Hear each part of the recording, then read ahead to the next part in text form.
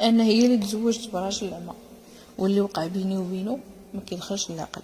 انا حوريه عندي 38 عام، ما كملتش قرايتي، وحتى حقي في الزين ما خديتوش، والحمد لله على كل حال. ما عنديش الزهر، وما كاينش اللي يسول فيا ولا اللي يدق بابي ولا بغى ياخدني. وعلاش غادي ياخدوني؟ قال لك الراجل راه كياخد المراه على زينها ولا على قرايتها ولا على فلوسها، وانا ما كنكسب حتى حاجه من هذا الشيء.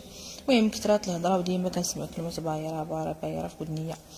ماما مسكينه ديما هزه ليا الهم، لدرجه وصلت كاع صحاباتها باش شي لا كيعرف شي زعما على قبل الزواج. حتى لواحد النهار هضرت مع واحد السيده اللي ديجا هي كتزوج الناس، قالت ليها جايبه ليك واحد الاخبار زوينه نستاهل عليها عراضه. قالت لها الوالده مرحبا، غير قولي لنا شنو كاين. قالت لها كاين واحد السيد لاباس عليه وظريف، عنده 33 عام، ما عمرو تزوج، وخدام في البيع والشراء مع باه، ووراتني صوته والصراحه زوين. قلت ليها وهذا اللي زوين ولاباس عليه كيفاش تما باقي متزوج حتى دابا؟ واش غادي يبغي بوحده بحالي؟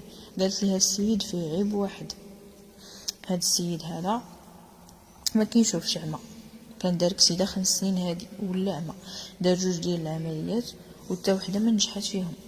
انا بكيت على زهر اللي ما عنديش. جداتي قالت لي وافقي، ما تعرفي الخير فين كاين.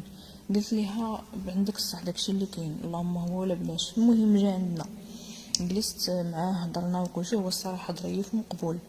تخطبنا وبعد شهرين درنا العرس ومشيت للدار. والصراحه انا كنت خايفه من 2 حوايج. الحاجه الاولى انه كان زهواني قبل ما يدير كسيده وكان حاضرين العيالات، وثاني حاجه الا عشت معاه غادي نهزو انا من كل شيء.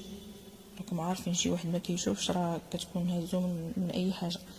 ولكن هادشي انا ما لقيتوش، حيت السيد لقيتو معتمد على راسو وعشت معاه بخير وعلى خير، ولدت معاه 4 ديال الوليدات، مهلي فيا وفي ولادو. وكنت كنطلب الله ما يشوفش، حيت هو وعائلته كانوا ما فاقدينش الامل بانه يدير عمليه ويرجع يشوف. ووقت ما كيسمعوا بلي كاينه شي عمليه ولا كاين شي طبيب غادي يدير ليه العمليه كيمشيو كيجريو عنده. وانا كنت خايفه ليه يحل عينيه ويشوفني وما نعجبوش ويرجع كيف كان في الاول حاضر غير العيالات.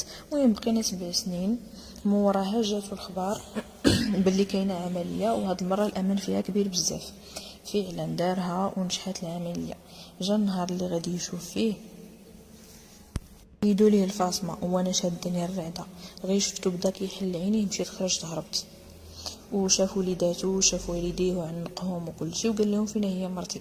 غير شافني هو يتصدم، قال لي ما كنتش كنتوقعك زوينه بحال هكا. قلت يمكن راه كيقول لي بحال هكا بغى يجبر بخاطري وصافي باش يجرحني. المهم لقيتو غير هو من بعد ما ماتوا والديا وقف معايا، وهنا عرفت الحكمه تاع سيدي ربي فاش عطل ليه الشوف ديالو حتى لدابا.